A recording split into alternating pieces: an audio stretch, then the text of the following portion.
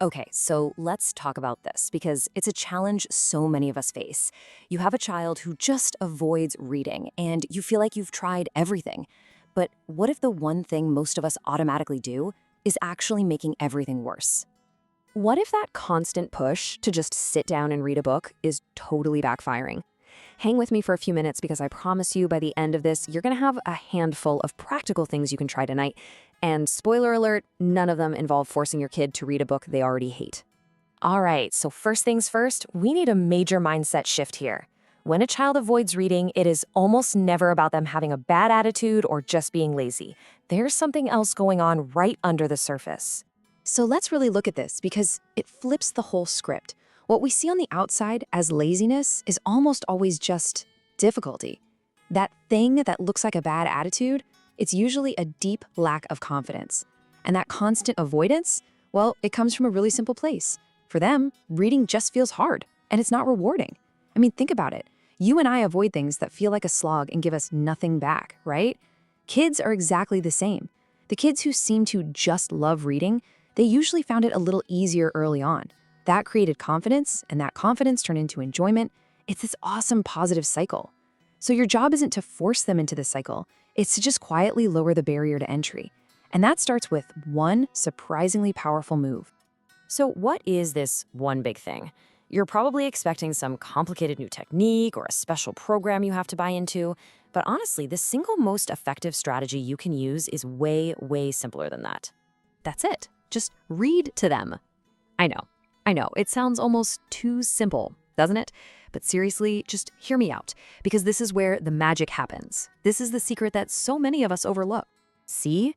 When you read aloud, the entire game changes. All of a sudden, they're not struggling with letters. They're not feeling embarrassed about stumbling over a word. They're just listening. And while they listen, they are soaking up so much good stuff without even trying. They're hearing advanced vocabulary, they're following complex story structures, they're absorbing the natural rhythm of language, all things that are probably way above their own reading level. But here's the most important part. They start to connect reading with something that feels good, with you, with a sense of connection and calm. And by the way, this totally works for older kids too. Trust me, a 10-year-old who rolls their eyes will usually get quiet once you start a really gripping mystery. Try it. And then stop right at a cliffhanger. Just see what happens next. And you know what? It doesn't have to be this huge time commitment. We're not talking about hours and hours every night. Just 20 minutes done often can make a huge long-term difference. It's all about that consistent routine, not the sheer volume. Okay, so reading aloud is the foundation. That's step one. But what about when it is their turn to pick up a book and read on their own? How do we build on that positive feeling we've started to create? Let's get into it. There are really two things that matter more than anything else here. First, the book has to be at the right level. If your child is struggling with every other word, it is too hard. They're spending all their brain power just decoding, with nothing left over to actually enjoy the story or, understand what's happening.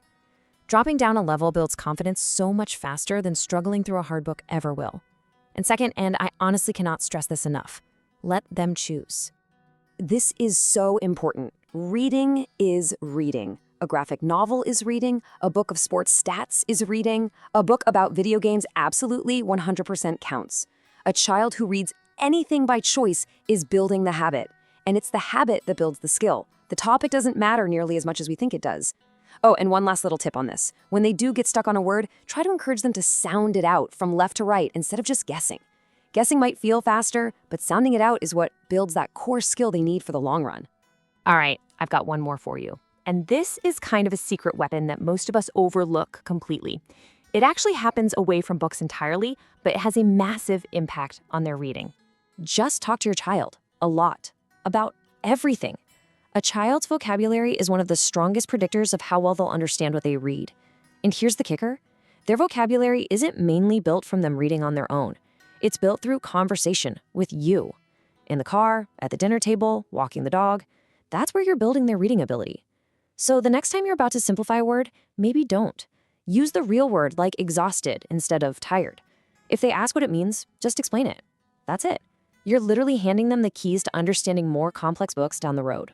So let's pull all this together. Let's make it a simple, actionable plan that you can honestly start using right away. Here it is. This is your plan. Read aloud to them as often as you can. Let them read whatever they want with zero judgment. Make sure the books they're reading on their own aren't so hard that they're crushing their confidence. And talk to them using real, interesting words. None of this is complicated. None of it costs any money. But it does take consistency and, yeah, a little bit of patience. This isn't a 2-week fix. Reading kind of grows slowly and then all at once. And of course, if you are genuinely worried your child is significantly behind, please talk to their teacher. There are targeted strategies that can make a huge difference. But for most kids, the biggest shift starts right at home, with you. So I'll just leave you with this question to think about, because honestly, just by asking it, you are already on the right path. The fact that you're here, that you're watching this, that you're looking for ways to help, it means you are doing a great job. So be patient with them, and please, be patient with yourself. You've got this.